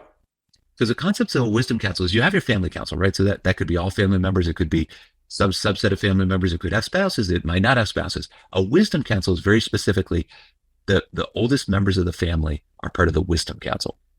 And the idea of the wisdom council is they don't necessarily have decision-making authority over anything specific, but they're an available resource for the family as they're making the big decisions. And so it's saying, I don't necessarily want to put all the decisions just with the oldest members of the family, but I want to treat them as this extraordinary resource, a treasure for the family to learn from their experience, to learn from the accumulation of things that they have seen, felt, heard, witnessed over their lifespan. That, I think, is so powerful. It's also really hard as, I'm 55. I still think, gosh, really? But more and more I realize, no, that would be, think about all of the civilizations all over the world for the last, 5,000 years where the elders were revered. One of the problems with the American culture, and America has so many extraordinary traits. This is one of its weaknesses, is we have forgotten the value of our elders. And so the Wisdom Council is to say, no, there is treasure in our elders that we should be tapping into as we make decisions as a family. So that's something I would also think about. It's I do think so much about the next generation, about how do you teach them and train them, but I haven't thought about that question that you raised. So this is all kind of coming off real time, but I think it's one worth really continuing to probe, Angela. I think there's something there to how will they fail? Like, what are the things that we can help to make sure that they are successful, both structurally, but also individually? Of course. And when we do get a little bit in the final 3 or 4 minutes, a little bit to AI, among the audiences I deal with, 3 or 4 minutes. I want to give it 3 hours, but my audience hears me talk enough about AI, so I want to cover some different subjects. But what I was getting to is the over 40 and principals and older generational family members, and often executives, they honestly don't get it. Although I sometimes have my disagreements with a rising generation for some of the reasons why I asked that question and your comments, they may not even like me, but they get it. When I talk about that, like it's native to them. They're nuanced to it. But we'll get a little bit to that. But one thing where I sometimes disagree with them on, maybe I'm wearing my grouchy old man Wyoming roots a little bit now. I promised you I'd come back to impact. We really only have 2 or 3 minutes for it because I got a couple of other questions. Yeah. I'm sometimes a little sensitive to that word. Like, what does that mean? I'm an impact investor. I'm doing good from a societal perspective. But who's determining that? Is it fair to other family members if you're managing capital relative to not optimizing returns? Then you could do with your money what you want to do with it. So, and again, I know I'm making more enemies than friends. Welcome to Angelo's world. But I'm not always the most sympathetic to the word impact investing. Prove me wrong. Here, I'm going to help you out, if that's okay. Okay, please. I'm going to help broaden your perspective of how to think about impact in a way that I think you can take that, I like to think of it as jujitsu. Take that energy and reflect it back in a positive way, because that's the power of a great family office head. That's the power of a great family office patriarch and leader. Is how do you magnify the positive energy and diminish the negative energy? I think about impact as not just we used to say ESG, then we said, gosh, there's so many different acronyms that have come out, but DEI was a little bit of impact, right? Set all that aside. When I worked with the Waltons, one of the things that we talked about and really at length was the fact that their greatest source of impact was Walmart, right? So if you think about great families and you redefine what does impact mean, it's not just the philanthropy. It's not just the grant making, right? That's important. I've got lots and lots of thoughts about foundations. The fact that they can't get beyond 3rd generation. Why? Should we even have a foundation? Should we think about our giving differently? Should I do a DAF rather than a private foundation that requires a 990 form to be filled out and reveal everything to the world. Like, how do I think about that? Should it be an operating foundation or should it be just a grant making foundation, right? That kind of impact is so limited. If I think about how do we have an impact as a family, and I'm the Rockefellers, and I've got 250 family members who have been taught from the minute they were born about how to be a Rockefeller, which was how to be a leader. And they go out to the community and they pursue their life with this idea, this identity of being a Rockefeller and being a leader. That's extraordinary, right? That's not an impact investment per se, but that's how we have impact. The operating business, how does that operating business have impact? You hire people, you pay them fairly, and they go out in their communities and are create great communities. You have customers that you're meeting their needs and making their lives better through whatever service you're providing. You've got potentially outside shareholders if you just have a controlling stake and not a 100% ownership. Like, again, just think about other ways we have impact. How do we create an environment within which we achieve our purpose? That to me is impact. If I'm achieving my purpose, then I'm having impact. If I specifically want to invest in things and like use our capital to invest in investments that are that will have below market returns, because I believe that's important. There's something important about that particular investment. That's great. Just do it in the context of what we are trying to create as a family overall. Bill Gates, Warren Buffett, and so many other billionaires have signed the Giving Pledge and made a commitment to deploy at least half their resources in grant making capacity. That's awesome. That's one way to have impact. But there's so many others. That's the redefinition that I would urge you to consider when you're talking to this next gen who says, I want to make impact. Awesome. Let's think about the different ways you can do that, and let's go do it. That I don't know if that's a helpful reframing for you. No, that's helpful. When I replay and watch my own video, definitely going to take a note on that. I think that's a wonderful perspective. This goes back a little bit to operational issues and communication. Kind of what I like to say is there's almost two operating systems. The family is often, going back to some JU's thoughts here, tribal. We could say inclusive. Yep. I could argue emotional. The family office could be more performance driven, corporate. Let's go with the word task oriented. So what do you do when you have two different OS or operating systems and they don't talk to each other? Then what I call the brand starts to break down. And I know we're going back to what we led with, but I think this again goes back to purpose, communication, understanding that you are an employee.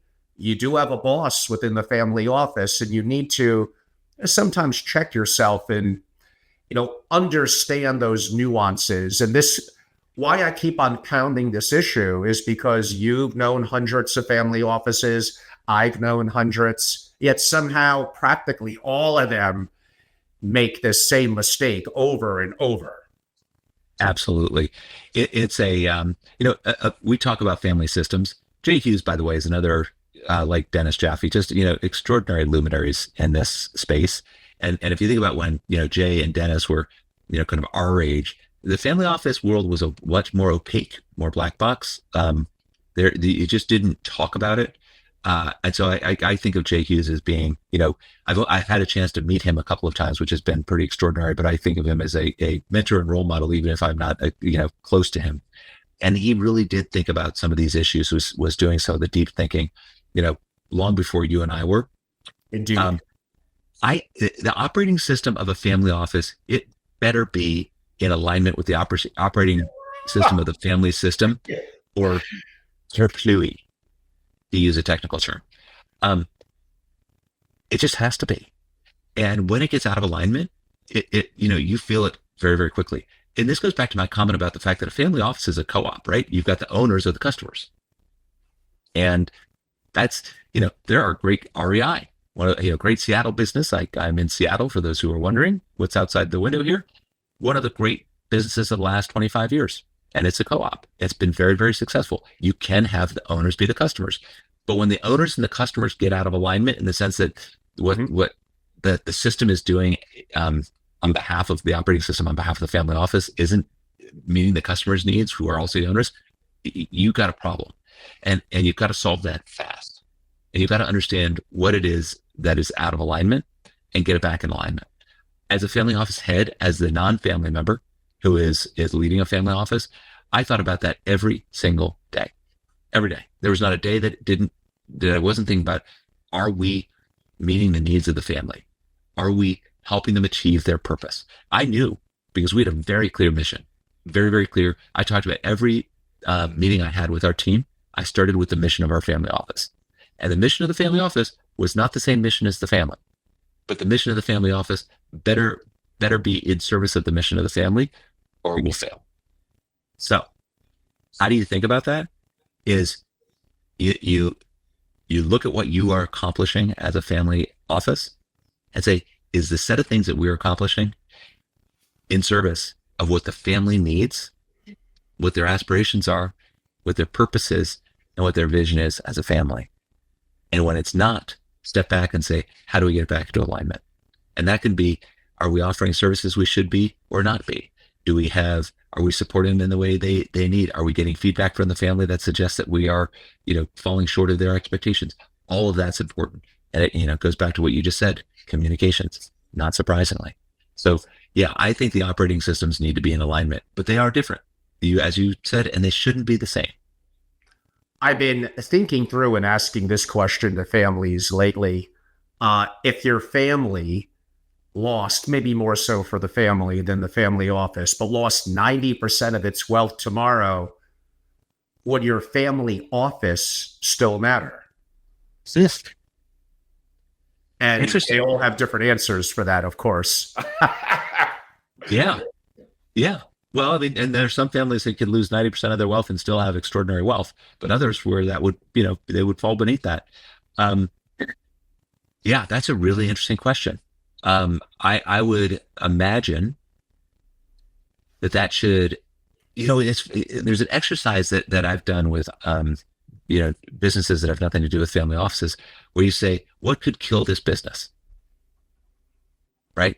And so thinking through the set of things that could kill it, because that then gives you the opening to say, well, what do we do to prevent those things from happening?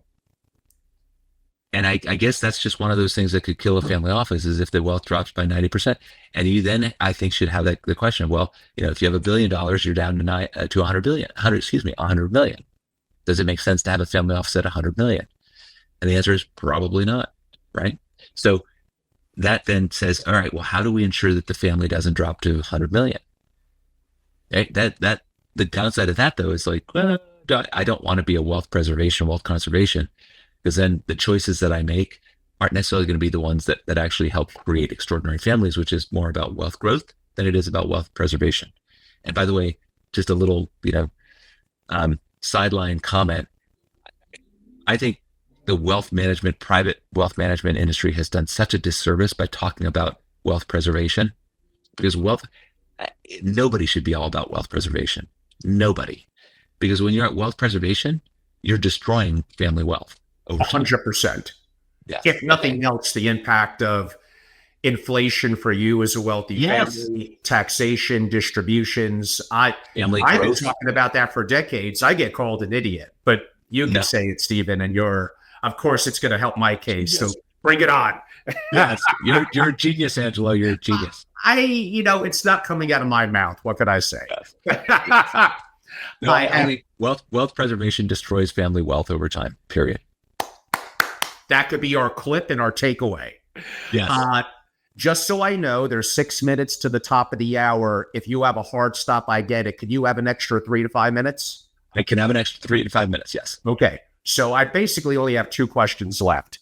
One is going to start off as a comment, but I want you to, it'll delve into a question. I could almost imagine you're in the room there back in the day with the Waltons or the Gates and your family office people. And imagine this cowboy with a beard from Wyoming is talking about most wealth holders believe their structures will endure. Now, in a long enough timeline, effectively everything goes to zero.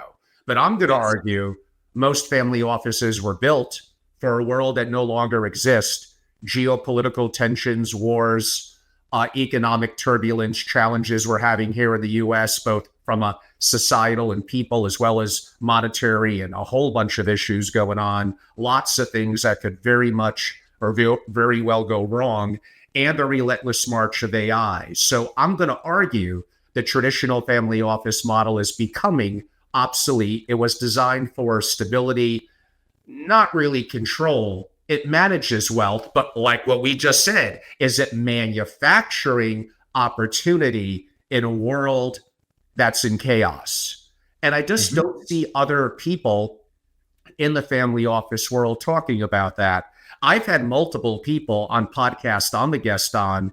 Angelo, I'm not going to ask you a geopolitical question. I think it's too sensitive. You're very opinionated, and it may be offensive to some of our viewers and watchers. Like, really? Like, I'm not going to use bad language. And I admit I have biases like everyone else. I'm imperfect, but I'm a pretty deep thinker, I'd like to hope, and think about these things more than I think others do. But our family's going to be wealthy, what, forever? Well, did Rome feel that way? Did Napoleon take on too many wars? How about the French Revolution? How about the Russian Revolution? What happens to the super rich? I mean, I'm going to use a nice word. They were kind of eliminated. I'm going to give you 2 or 3 minutes before we switch to AI, but I'm going to give that hardball to you. I love that question. I am an optimist, and I was born that way. My mother called me Susie Sunshine when I was younger, and don't ask me why it was Susie Sunshine and not Stephen Sunshine, but whatever. But I have been optimistic probably since the day I came out of the womb, and I remain optimistic today, which doesn't mean I'm not a realist, which doesn't mean I'm not pragmatic and understand that what's happening geopolitically is pretty extraordinary. But I'll also say it's not the first time in history. The Chinese civilization is 5,000 years old. There's a family that, I mentioned earlier that's in their 99th generation. There's a European family that is in the 29th generation. Japanese families, many of them are in their, dozen plus generations. Many family-owned businesses are still family-owned in their, that are 1,000 years old. And they have lived through very, very significant transformations geopolitically. It is possible to do that. Are we at the Great Filter? And I'm sure you're familiar with the Great Filter, but the Great Filter is this concept that evolution runs along, hits a wall and stops and can't get past that wall. And that's why there is not a sophisticated civilization outside of Earth in somewhere in the universe. The Great Filter is a really interesting concept. I could certainly come up with a reason to believe that we might be getting very, very close to the Great Filter, where it would literally be the decimation of our humankind. That is correct. And that's where potentially AI, enhanced human capabilities, and a whole bunch of other things that we're only going to have 3 or 4 minutes to talk about, but where that is going to be impactful to where you're going. Yes. So I will tell you, I will disagree with you. I work with a lot of families. I think a lot of families are thinking about this. I don't know that they know what to do. I don't know that there is a best practice. Come to Angelo, I got you covered. I really do. I am curious about that too. So I know families, all sorts of families, Angelo, who are looking at getting their Irish or Italian or St. Martin's, passport. Well, but to me, that it's just highly tactical. Building a cave and stocking it up like a not a hoarder. What do they call them? Survivalist. Kind of like a survivalist, yes. Yeah. I've always told people, I don't want to survive an apocalypse. I don't want to be the last guy out there fighting zombies. That sounds awful. I'm not going to do that. But can I be thoughtful about how our resources are utilized to help prevent the apocalypse? Yeah. Can I think about what role we'd play, given our power and influence, to help us as a global community get past this moment? Absolutely. That's really interesting. That's fun. That's a problem to solve. That's the thing. That's maybe the better way to say it is, rather than being at Bain, we used to say you want to be at cause. And what does that mean? Well, it's the opposite of being at effect. And when you're at effect, it means things are happening to me. When you're at cause, you're causing things to happen. I'm an at cause person. I want to cause things to happen. Not necessarily a tidal wave. I'm happy making ripples, but I want to be at cause. Great families are at cause. Great families who are at effect are ones that think about wealth preservation, destroy wealth over time, and they eventually the money runs out. So that would be my feedback to you. is be at cost.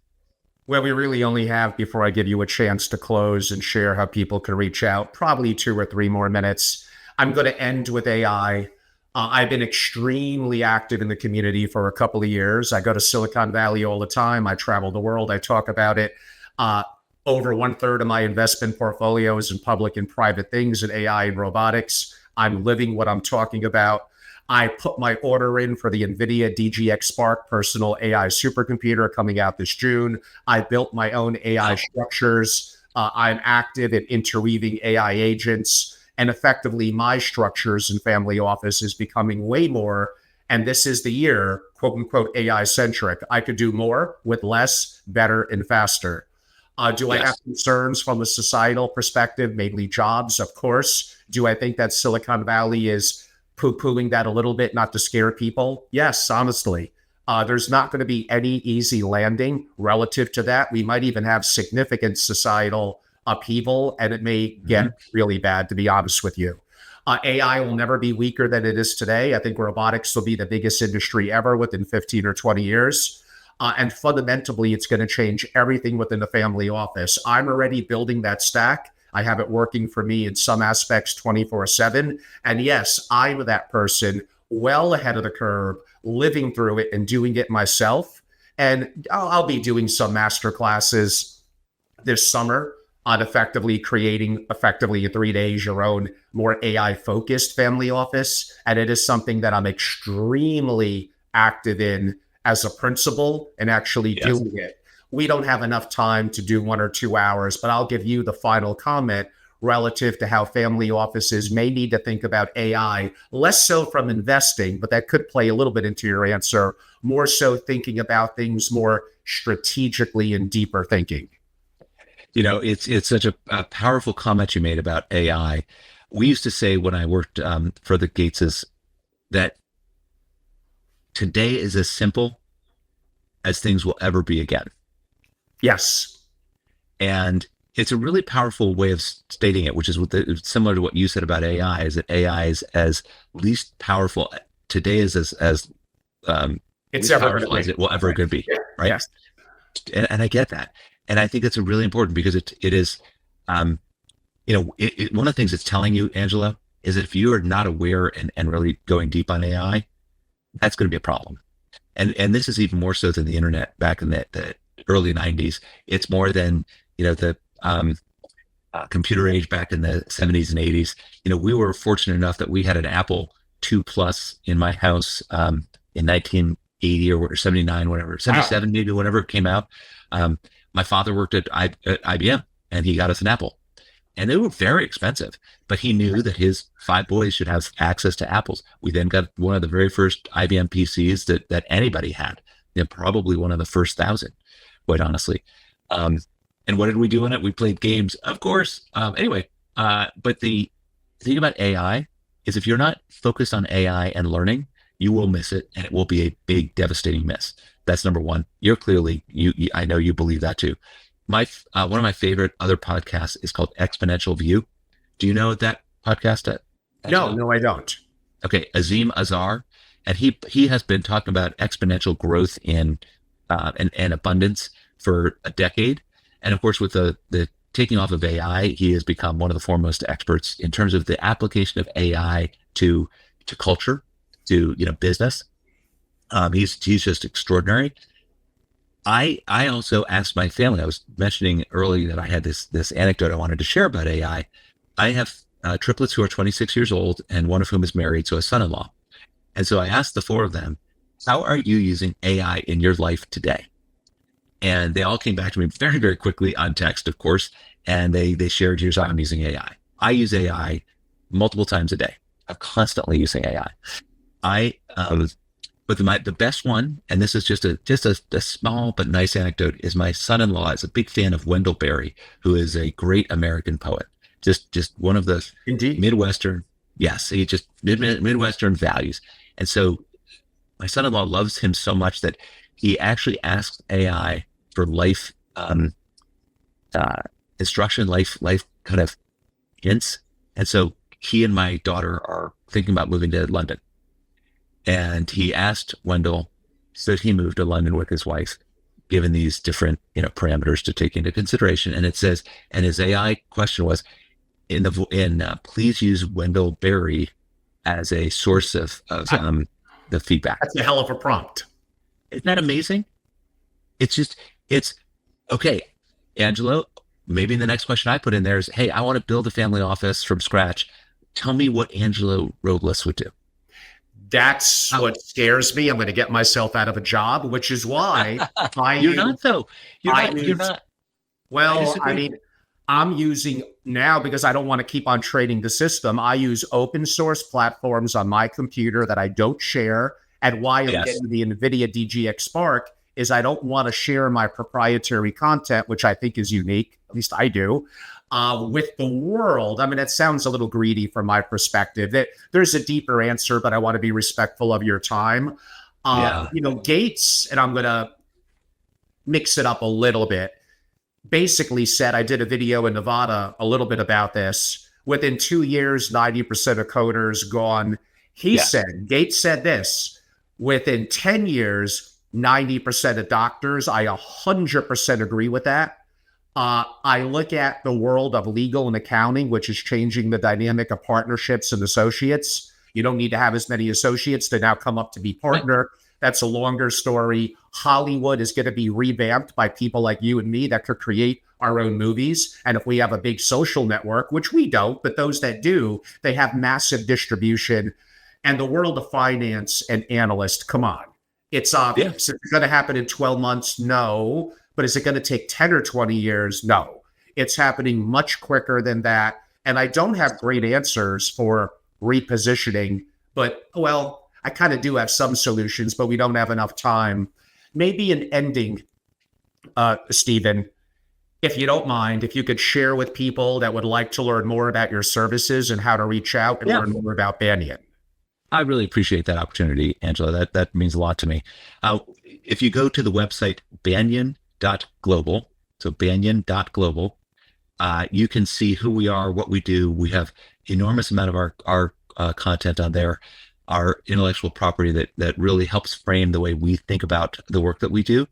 And one of the most powerful things about Banyan is that our methodology, our process, is actually the thing that matters most, because ultimately we don't bring answers to families. We help families come to the right answer for themselves. We facilitate that process through our engagement, and that cannot be replicated with AI, Angelo. There's just no way. And that's why I think you are going to be safe from being replaced by AI. And actually, you become even more valuable. Once I understand how Angelo thinks about something, I really want to work with Angelo. I want to work with the Banyan team. And to me, the power of Banyan is helping our clients achieve extraordinary outcomes. And those extraordinary outcomes allow those families to ultimately have multi-generational success. And that is so rewarding to me personally. It's rewarding to the broader team. And so that's what we focus on. And we're really focused on ownership, governance, leadership succession, generational transitions, those things that are very specific to dynastic families, as we don't really want to call them, but really what they are. So that's my pitch. We do it differently. We do it better. We've got Dennis Jaffe on our team because we understand the and they got Stephan Roche on the team. Come on, they got a powerhouse lineup of, I'm a New York Yankees fan, of Aaron Judges. How about that? I'll take that. And Stephen, for those that would like to reach out or learn more, the website and email, how could they do so? Yeah, so my email is sroche@banyan.global, and I would welcome any outreach at any time. I love to have conversations. You don't need to hire us. I'm willing to have conversations because this is what I love to do. It's my passion, is to really think through how families can do what they do even better. It's that idea of that full potential. A full potential of a family with this kind of wealth is extraordinary what they can accomplish. I want to be part of that and help facilitate that. So sroche@banyan.global. And everyone, Stephen's incredible. And look at what a gracious gentleman he is. And for my members, I'm happy to make a personal introduction. I'm sure Stephen will maybe be at one of our in-person events, West Coast or East Coast. We'll invite him as a special speaker. And Banyan has been around for years. They're incredibly well-regarded. And I encourage every business-owning family office to learn about these incredible resources and an organization like them that could be so valuable in terms of to you. I'll try to keep my wrap up quick, and maybe I'm not quite as kind to Stephen offering those conversations. I think I give a fair amount of things away for free in my videos, but really that one-on-one connection, I need to be respectful to my members who are contributors to my organization and consulting relationships. And a lot of the proprietary knowledge on excellence in the family office, on practice management, on areas thinking more global, on the sovereign risk issues that Stephen briefly brought up, and definitely on AI and what stack and things I'm using. I keep a little bit of that a little more close to the vest. But all you have to do is, if you see value in what I'm doing and look at me as being different than what is traditionally out there, and I am. Some of my members say, I don't even like you that much, but I believe I'm going to get one thing, maybe only one thing that's going to be so incredible from you, or people that I meet through you, like someone like Stephen one-on-one, that is easily going to be worth, let's call it the price of admission. So go to angelorobles.com, go to membership, and as a family or family office only, as we march up to 100, join and be a part of it.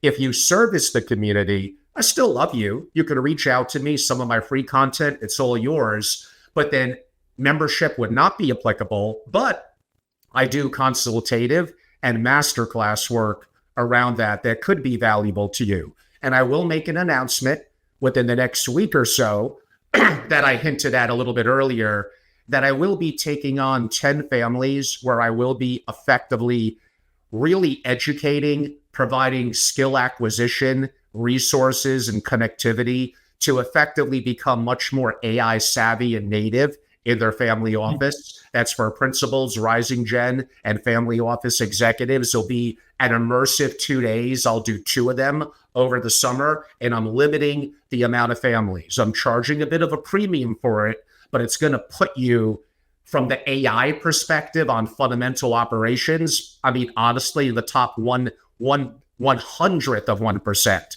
And I'm going to do it very quickly, a couple of days. And you're going to meet the machine learners, the AI integration engineers that could then help you, along with me if you want, help to execute on what you're going to learn. So again, go to angelorobles.com and learn more. Any of you could text me anytime at 203-570-2898. Stephan Roche, you've been very gracious with your time, an incredible guest. I look forward to meeting you in person one day soon and having you back both digitally and hopefully in person at one of my in-person events for members. Thank you so much. I can't wait to see you in person, Angela, and thanks so much for having me on. Pleasure's mine. Thank you, everyone.